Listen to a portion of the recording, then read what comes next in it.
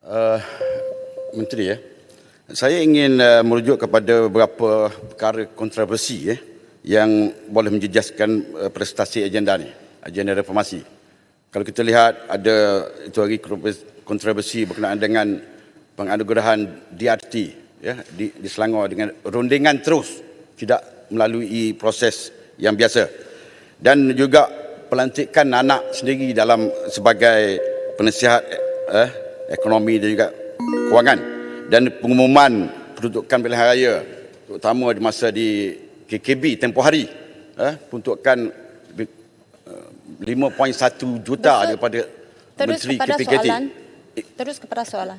Itu saya nak tahu pelanggaran dulu. Terus kepada soalan. Jadi soalan saya, bagaimana sebenarnya kerajaan melihat isu ni? Yang merupakan satu kontroversi. Dan yang satu lagi berkenaan dengan empirical study, yang saya fahamkan akan mengambil masa lebih kurang 2 tahun.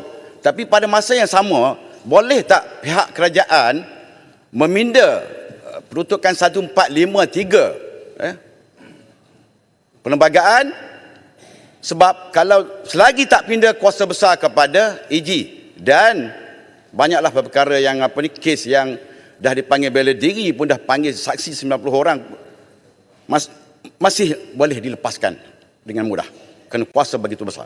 Terima kasih. Terima kasih Yang Berhormat. Yang Berhormat pun dulu bekas hakim. Yang Berhormat pun mempunyai banyak pengalaman.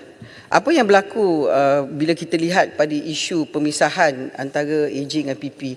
Dulu tu kita tahu bahawa masalahnya dulu ialah Menteri Undang-Undang ada juga Peguam Negara.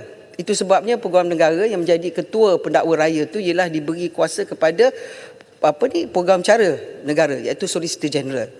Hari ini Kerajaan Madani komited untuk melihat possibility dengan izin. Sama ada boleh tak dipisahkan atau tidak. Saya tahu bahawa kita boleh datang parlimen dan buat semua pindaan, tetapi kita juga mesti mengambil kira bahawa perjalanan ini perlu mempunyai proses yang lebih dianggap sebagai proses yang lebih teratur. Contohnya, pertama, kerajaan memberikan komitmen di segi masa. Saya sendiri dah jawab jawapan bertulis, jawapan lisan. Kita akan membuat kajian empirikal dan kita telah membuat kajian empirikal. Dan kita bergerak sekali dengan jawatankuasa parlimen, iaitu select committee yang dipimpin oleh Yang Berhormat Selayang, adanya wakil daripada pihak pembangkang dan juga daripada pihak kerajaan. Kerana kita panggil mereka bersama supaya mereka dapat mendengar, melihat dan bertanya soalan kepada negara-negara yang mewujudkan pemisahan. Dan bila kita pergi ke Kanada dan kita pergi kepada Australia, mereka pun memberikan alasan yang sama bahawa perubahan mereka melalui satu masa. Dia bukan secara mendadak hanya kerana dituntut. Memang pindaan kita boleh buat. Tapi bagi pihak kerajaan Madani hari ini, kita adalah kerajaan yang bertanggungjawab. Kita tidak boleh membuat hanya kerana itu dituntut sebagai satu populariti keputusan. Satu. Keduanya, Puan Speaker, saya ingin sebut bahawa bila kita bercakap tentang empirical study, kita bercakap tentang evidence-based research. Bila kita bercakap tentang beberapa perbincangan, kita membawa fokus group di mana semua pakar-pakar universiti tempatan dan antarabangsa terlibat dalam peringkat setiap negara-negara yang kita lawati dan kita membuat kajian. Maknanya komitmen tu ada.